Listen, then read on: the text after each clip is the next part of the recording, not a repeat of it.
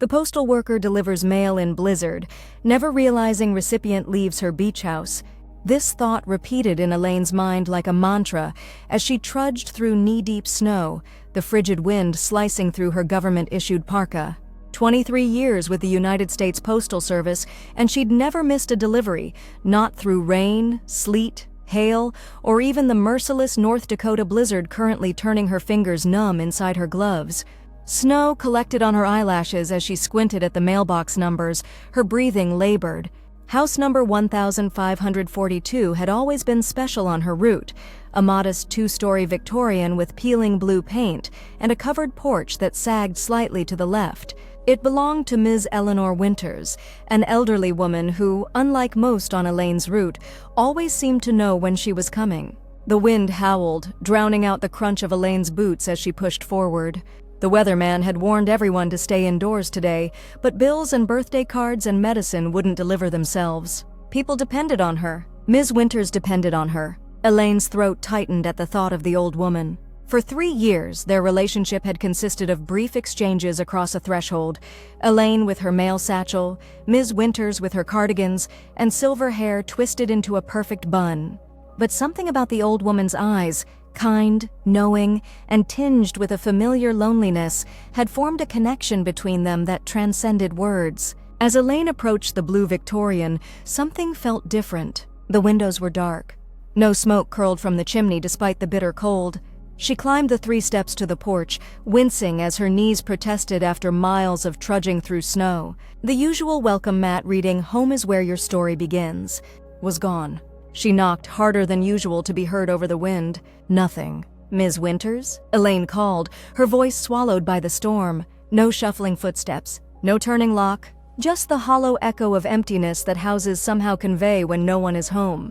Elaine frowned, checking her bag for Ms. Winters' mail. There was only one envelope today, thicker than usual, cream-colored with her name written in Ms. Winters' distinctive cursive. Not current resident or postal carrier, but Elaine Morris. Her gloved fingers trembled, and not just from the cold. In 23 years, no one on her route had ever addressed her personally. Most didn't even know her name.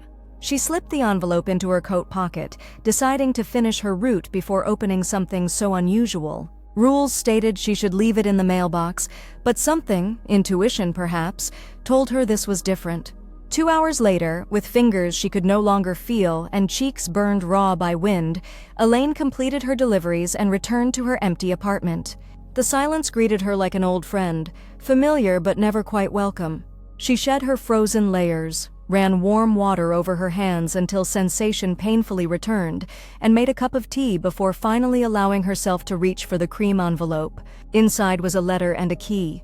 "Dear Elaine, if you're reading this, I've already left Frost Hill. My doctor has given me 6 months, maybe less. Pancreatic cancer, they say. I've decided to spend my remaining time with my sister in Arizona. The warmth will be a welcome change from these North Dakota winters that have grown increasingly difficult for these old bones. I've watched you for 3 years now, delivering mail in all conditions with unfailing dedication. I've seen the care you take with each piece, the extra moment you spend ensuring packages don't get wet, the way you carefully close mailbox lids to keep snow from drifting inside. Small things, perhaps, but they reveal character. I've also seen something in your eyes that I recognize all too well: loneliness. A life of service that has somehow left you isolated even as you connect with hundreds each day. I hope you'll forgive an old woman's presumption. I have a small property in North Carolina, nothing extravagant, just a modest beach house that has brought me peace over the years. My late husband and I purchased it decades ago, before coastal property became so precious. I have no children to leave it to, and my sister has no interest in it. The enclosed key opens the front door to 17 Pelican Way, Sunset Beach, North Carolina. It's yours now. The deed has been transferred to your name, and property taxes are covered for the next 5 years through a trust I've established. Perhaps it seems strange to leave something so significant to someone I've hardly spoken with, but I believe in following one's intuition. Mine tells me you need this more than anyone else I could think of. Use it as you wish, a vacation home, a retirement destination, or sell it if you prefer. But before you decide, I hope you'll visit at least once. The sunrise over the Atlantic has a way of putting life's troubles into perspective. With gratitude for your service and kindness, Eleanor Winters. P.S. The neighbors to the right make exceptional key lime pie and have a spare key if you ever lock yourself out. Elaine read the letter 3 times, her tea growing cold beside her.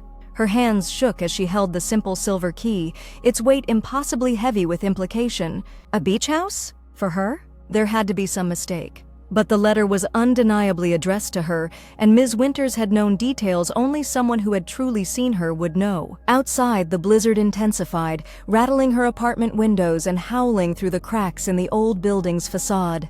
Elaine placed the key on her kitchen table and stared at it, unable to process the reality of what had just happened. A beach house. Something warm and peaceful and entirely unlike the life she had built for herself in Frost Hill, North Dakota. She hadn't taken a vacation in 11 years. The next morning, Elaine called in sick for the first time in her career. Her supervisor, Chuck, was so surprised he asked if she needed an ambulance. No, How could she explain? Family emergency? Was what she finally said, the lie bitter on her tongue. She had no family, not since her mother passed 5 years ago. She spent the day researching Sunset Beach, North Carolina. It was a small barrier island with fewer than 4,000 permanent residents, though the population swelled during tourist season. The images on her computer screen seemed almost mythical: white sand beaches, sea oats swaying in gentle breezes, pelicans soaring above turquoise waters. Could such a place truly exist in the same world as her frozen apartment with its leaking radiator and draft-prone windows? She found 17 Pelican Way on a real estate website, a modest, single-story cottage painted pale yellow with white trim, set back from the beach with a small deck facing the ocean. According to the site, it had last sold 27 years ago for a fraction of its current estimated value. "This can't be real," she whispered to her empty apartment. But the key on her table remained stubbornly tangible, catching the weak winter sunlight filtering through her window. That night, she dreamed of warm sand between her toes and the sound of waves, a rhythmic heartbeat so different from the relentless North Dakota wind. 3 weeks passed before Elaine could arrange time off. Chuck had been reluctant. The holiday mail season was approaching, and they were already short-staffed. But something in Elaine's voice must have conveyed the urgency she felt, because he eventually approved a 2-week leave. "You've earned it, Morris," he said gruffly. 23 years without a proper vacation isn't healthy. Just be back by December 10th or I'll have to replace you. The flight from Fargo to Wilmington, North Carolina was the first time Elaine had been on a plane in over a decade. She clutched her small carry-on bag in her lap, the key to 17 Pelican Way securely zipped in an inner pocket. She had debated for days whether to call ahead to verify the property was indeed hers, but something held her back. If this was all some elaborate mistake or cruel joke, she wanted to preserve the hope a little longer. November in North Carolina was nothing like November in North Dakota. As Elaine stepped out of the Wilmington airport, the 65-degree air felt almost tropical against her skin. She had packed her heaviest winter coat out of habit, and now it lay uselessly folded in her suitcase. The rental car company upgraded her to a convertible. "Same price this time of year, ma'am," and she found herself driving across the causeway to Sunset Beach with the top down, the salt air tangling her usually immaculate bob. For the first time in years, Elaine didn't mind feeling disheveled. Sunset Beach revealed itself exactly as the pictures had promised, a narrow island with homes in pastel colors lining streets named after seabirds. Hurricane shutters protected windows on many houses, and stilts elevated others above potential flood levels. Most appeared empty this time of year. Her GPS directed her down Pelican Way, past homes increasingly elegant and clearly expensive. Elaine's stomach knotted. This couldn't be right. These were vacation homes for doctors and lawyers and business executives, not postal workers who lived paycheck to paycheck. The GPS announced her arrival. "You have reached your destination." 17 Pelican Way stood apart from its neighbors, smaller, older, but impeccably maintained. The pale yellow paint looked fresh, and window boxes awaited spring planting. A covered porch with a white porch swing faced the street, while beyond the house, Elaine could glimpse the ocean, vast and blue and breathtaking. Her hands trembled as she cut the engine. The sound of waves filled the sudden silence, a gentle, persistent rhythm unlike anything in her daily life. She sat motionless, overwhelmed by the moment's gravity. "Are you the new owner?" Elaine startled at the voice. An elderly man stood beside a neatly trimmed hedge separating the properties, wearing shorts and a faded t-shirt despite the November chill. I'm not sure, she admitted, stepping out of the car. I'm Elaine Morris. Eleanor Winters left me a key, but I haven't verified. Ellie said you'd come. The man's face brightened. I'm Frank Henderson, next-door neighbor. My wife Judy's the one with the key lime pie Eleanor mentioned. Elaine felt slightly dizzy. So it's true? She really left me this house? Frank nodded, his expression softening. She talked about you often. The dedicated postal worker who never missed a day, even in blizzards. She admired that greatly. He gestured toward the house. Everything's ready for you. Judy and I kept an eye on things. Had the cleaning service come through last week when Ellie's lawyer said you'd finally scheduled your visit. Her lawyer contacted you? Just to let us know when to expect you. Ellie arranged everything before she left. Very thorough woman, our Ellie. His voice caught slightly. We miss her. Elaine clutched her bag tighter. Is she still with us, last we heard, though not doing well? Her sister sends updates. Frank pointed to the front door. Go on in. It's your house now. Your house. The word sounded foreign, impossible. The key slid into the lock with surprising ease, as if welcoming her home. The door swung open to reveal an open living area bathed in natural light from large windows facing the ocean. Simple, comfortable furniture in shades of blue and cream filled the space. Shells and sea glass decorated open shelves, and watercolor paintings of beach scenes hung on the walls. It wasn't luxurious by modern standards. The kitchen appliances were older, the floors showed the patina of years of sandy feet, but it was immaculately clean and radiated a sense of peace Elaine had never experienced in her own living space. She moved through the rooms in a daze.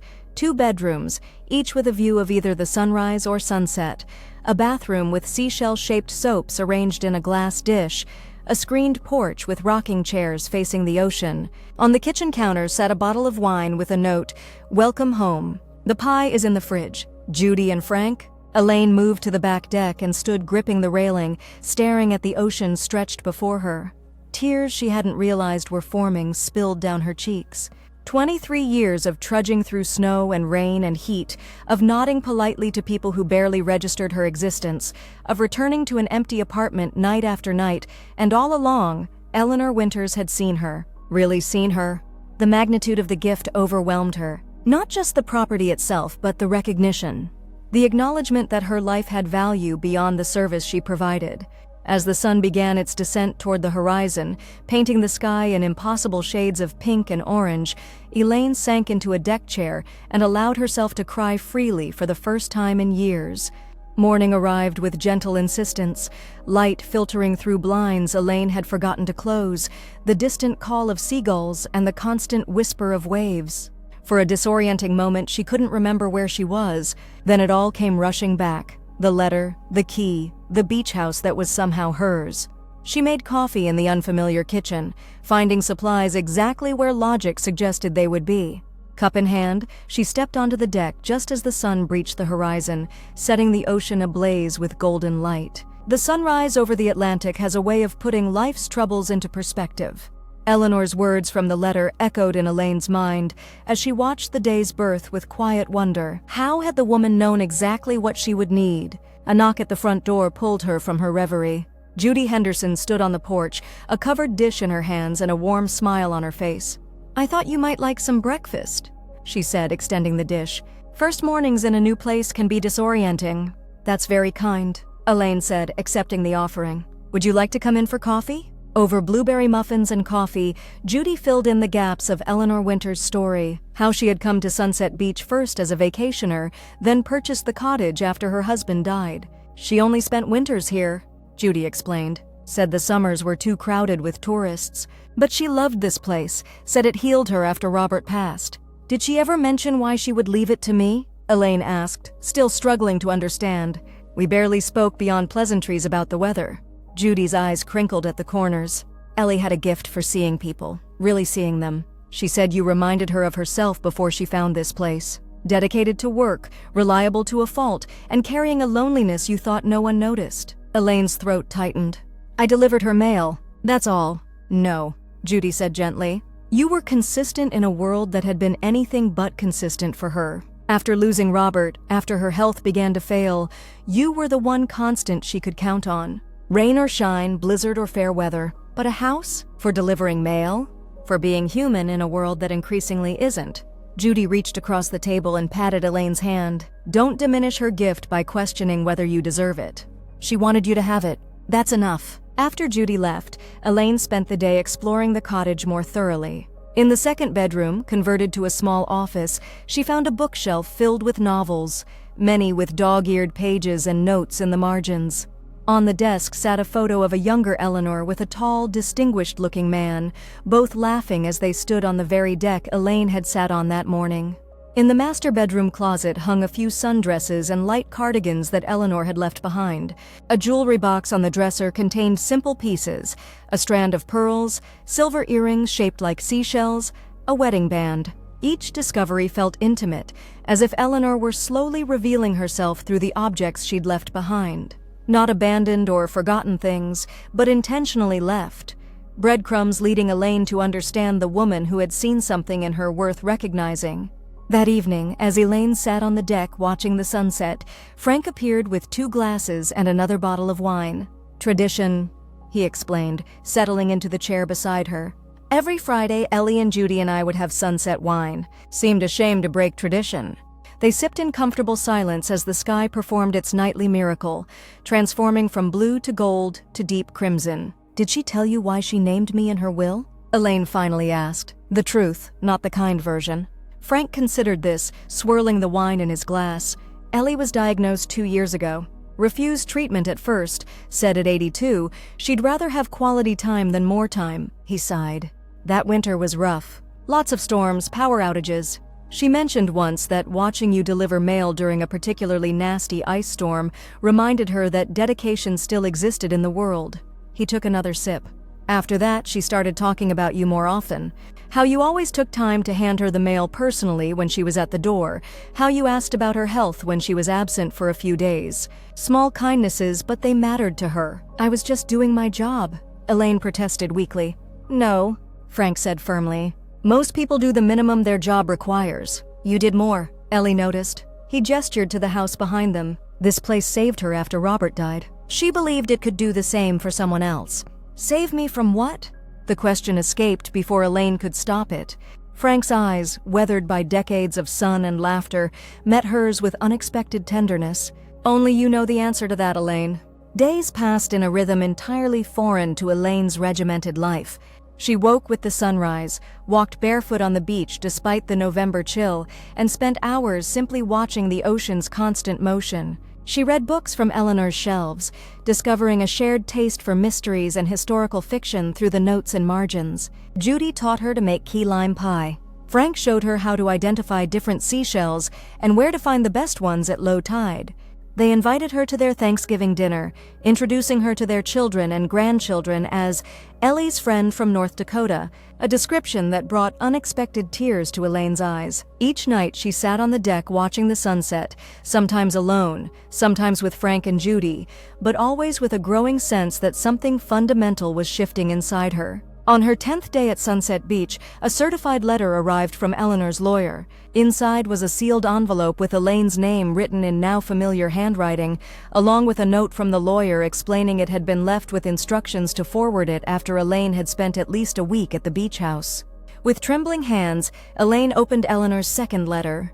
Dear Elaine, if you're reading this, you've spent at least a week at Pelican Way. I hope the ocean has begun its work on you as it once did on me. When Robert died, I was lost. 47 years with one person leaves an absence so profound that at first you can only define yourself by that negative space. I was no longer a wife, no longer a caretaker, no longer part of a we. I came to this beach house intending to sell it. Our vacation home held too many memories, but the rhythms of the ocean reminded me that life continues. Tides go out but always return. Different, perhaps, shaped by what they encountered while away, but they return. I watched you for 3 years, Elaine. I saw a woman defined by her duty, her reliability, admirable qualities, but I recognized the look in your eyes when you thought no one was watching. I had seen it in my own mirror after Robert died. The question of, is this all there is? I don't know what losses or disappointments have shaped your life, but I know the ocean has a way of putting things in perspective. Problems that seem insurmountable in the landlocked places of our lives somehow shrink when faced with the eternal rhythm of waves. I have a final request, if you're willing. On the top shelf of the office closet is a small wooden box containing Robert's ashes. I had intended to scatter them in the ocean, but could never bring myself to complete that final separation. If I've already passed when you receive this, would you do this for me? And if not, if by some miracle I'm still lingering, perhaps you could write and let me know you've found some peace at Pelican Way. Whatever you decide about the house, to keep it, to sell it, to visit occasionally, know that it has served its purpose if it has given you even a moment of the peace it gave me. With affection, Eleanor. P.S. The wooden box also contains a journal. I thought perhaps you might continue it, not for me, but for yourself. Some thoughts need the validation of being written down to become real. Elaine read the letter twice more, then went to the office closet. The wooden box was exactly where Eleanor had described. Simple, hand-carved with seashell patterns, no larger than a hardcover book. Inside, a small sealed container held ashes, and beneath it lay a leather-bound journal. She opened the journal with reverence. Eleanor's handwriting filled the first half, daily observations about the beach, reflections on grief and healing, small joys discovered in solitude. The entries spanned several years, then grew more sporadic. The final entry was dated just 3 months earlier. The doctor says the cancer has spread. There's nothing more to be done except make peace with the inevitable. I've lived a good life, loved deeply, and found my way back from the darkest grief. My only regret is not having someone to pass this healing place to, someone who would understand its value beyond the real estate market. Perhaps the mail carrier? There's something in her eyes that reminds me of myself before I found Pelican Way. A dedication to duty that has become a shield against living. A goodness that deserves recognition. I'll speak with my lawyer tomorrow. Elaine closed the journal, overwhelmed by the intimacy of reading Eleanor's private thoughts, and by the realization that this extraordinary gift had come from a moment of recognition, one lonely soul seeing another. That night, she wrote to Eleanor, addressing the letter to the Arizona address included in the lawyer's papers. She described the sunrises she'd witnessed, the kindness of Frank and Judy, and how the constant presence of the ocean had indeed begun to change something fundamental within her. I've lived my life by the clock and the calendar, she wrote. Predictable, reliable, defined by function rather than feeling. But here, time moves differently. The tides don't care about schedules. The sunrise happens when it happens, not when it's convenient. I'm learning to breathe with the rhythm of waves instead of the ticking of seconds. Thank you for seeing me when I didn't even see myself. 3 days before her scheduled return to North Dakota, Elaine received a call from Eleanor's sister in Arizona. She passed peacefully last night, the woman explained, her voice gentle despite delivering such news to a stranger. She had your letter read to her yesterday afternoon. It brought her great comfort. After the call, Elaine walked to the beach, Eleanor's wooden box tucked carefully under her arm. Frank and Judy accompanied her silently, understanding without being told what she intended to do. The December afternoon was unexpectedly warm, the beach empty of all but a few shell collectors in the distance. Waves lapped gently at the shore as Elaine waded ankle-deep into the cold Atlantic. I didn't know you, she said softly, opening the box, but you knew me. You saw something in me worth saving when I'd forgotten to look. The ashes scattered on the water, disappearing into the vastness of the ocean as Frank and Judy stood respectfully at the shoreline, hands clasped together. Thank you, Elaine whispered as the last of the ashes disappeared. For the house, yes, but more for reminding me that being seen matters. That connection matters. That evening, back on the deck with Frank and Judy for their now familiar sunset ritual, Elaine made her decision. I'm going to keep the house, she announced. Not just keep it, live in it. Judy's face lit up. You're moving here permanently? I'm 51 years old, Elaine said, surprising herself with the steadiness in her voice. I've given 23 years to the Postal Service. I can retire early with a reduced pension, sell my apartment in North Dakota, and make a new life here. What will you do? Frank asked, refilling her wine glass. Elaine looked out at the horizon, where the sun was performing its nightly miracle of color and light. I don't know yet. But for the first time in decades, that uncertainty feels like possibility rather than fear. The blizzard that greeted Elaine upon her return to North Dakota seemed fitting, a stark reminder of the life she was choosing to leave behind. She trudged through snow to her apartment building, the memory of warm sand still fresh enough to make the contrast almost laughable. Chuck was surprised by her resignation letter but not entirely shocked. "Wondered if you'd come back from vacation with a different perspective," he said, accepting the envelope. "Happens sometimes. People get a taste of something different and realize there's more to life than delivering mail in a frozen wasteland. It's been a good job," Elaine said, and meant it. "It gave me stability when I needed it most. But now you need something else." Chuck nodded. "I get it. Where you headed?" "North Carolina. I inherited a beach house." Chuck's eyebrows shot up. "A beach house? Who dies and leaves their mail carrier a beach house?" "Someone who saw me," Elaine said simply. The next 6 weeks passed in a flurry of preparations. Her apartment sold quickly. The real estate market in Frost Hill was surprisingly active despite the harsh winter. Most of her furniture went to donation centers. After seeing the perfect simplicity of the beach house, her particle board bookshelves and mass-produced art seemed out of place in her new life. She kept only what mattered: her mother's china, a quilt her grandmother had made, books that had shaped her thinking, and photographs of the few people who had truly been part of her journey. On her final day of mail delivery, her customers surprised her. Word had spread about her retirement and relocation, and many waited by their mailboxes to offer thanks and small gifts. Mrs. Abernathy, who received oxygen supply deliveries every Tuesday, pressed a hand-knitted scarf into Elaine's hands. Mr. Gonzalez from the corner house presented her with a tin of homemade tamales. Even the Sullivan teenagers, usually oblivious to anything beyond their phones, had signed a card. "We never realized how much we counted on seeing you until you were leaving," Mrs. Peterson said, her eyes misting as she handed Elaine a loaf of banana bread. "You've been the most constant part of this neighborhood for decades." The recognition humbled Elaine. All these years, she had believed herself invisible, just the uniform and the function, not the person.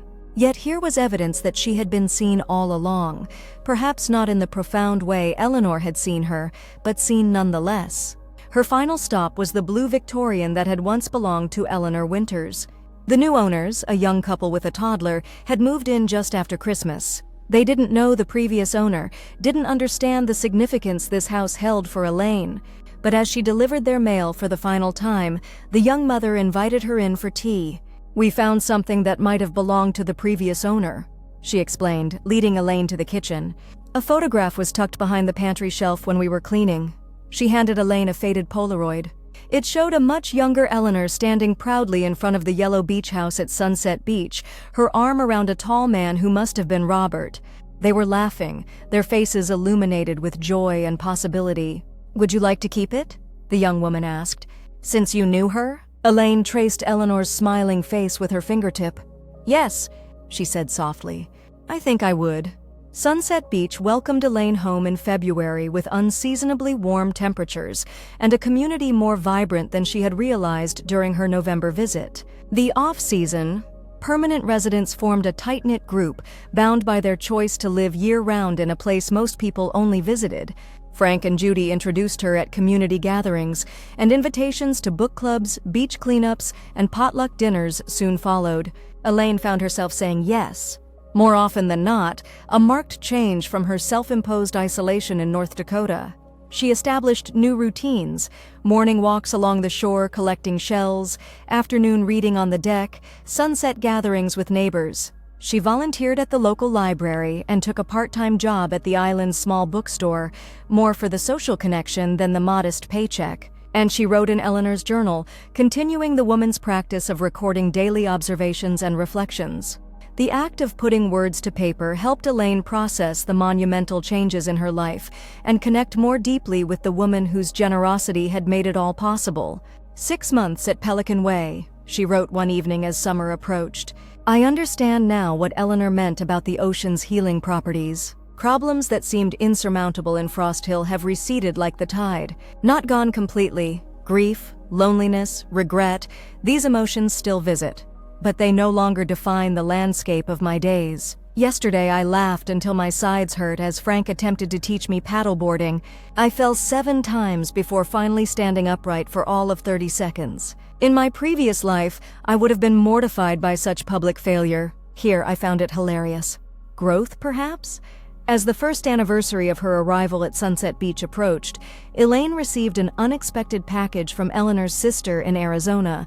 Inside was a final letter, written by Eleanor in her last days and entrusted to her sister with instructions to wait 1 year before forwarding it. Dear Elaine, if you're reading this, a year has passed since you inherited Pelican Way. I hope it has become a true home to you, not just a house.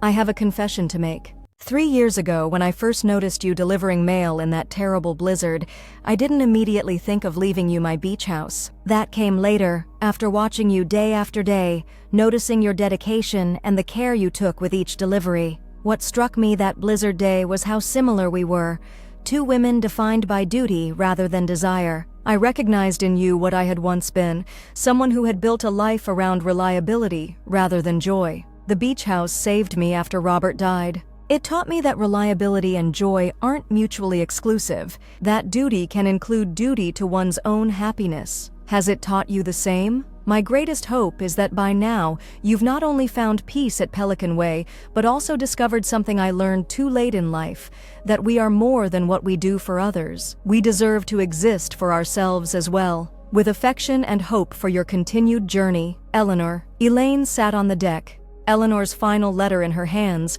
and watched as the sun began its descent toward the horizon. A year ago, she had been trudging through snow, defined by her uniform and her route, living a life measured in deliveries completed and regulations followed. Now she sat with bare feet propped on a deck railing, skin sun-kissed and hair lightened by months of coastal living, surrounded by friends who knew her as Elaine, not as the mail carrier. Frank and Judy would arrive soon for their Friday sunset tradition. Later, there would be a community bonfire on the beach to celebrate the summer solstice. Tomorrow, she would help the local environmental group with their sea turtle nest monitoring program. Her life had expanded in ways she could never have imagined that day she'd opened a cream-colored envelope during a North Dakota blizzard. As if summoned by her thoughts, Frank and Judy appeared at the side gate, wine bottle in hand, faces creased with smiles that had become as familiar to Elaine as her own reflection. "Ready for sunset?" Frank called. Elaine tucked Eleanor's letter carefully into the journal and rose to welcome her friends. "Always," she replied, and meant it with her whole heart. The postal worker had delivered mail in blizzards, never realizing the recipient would leave her a beach house, and with it, a second chance at living rather than just existing. A gift beyond price, passed from one lonely soul to another, the recognition that it's never too late to begin again.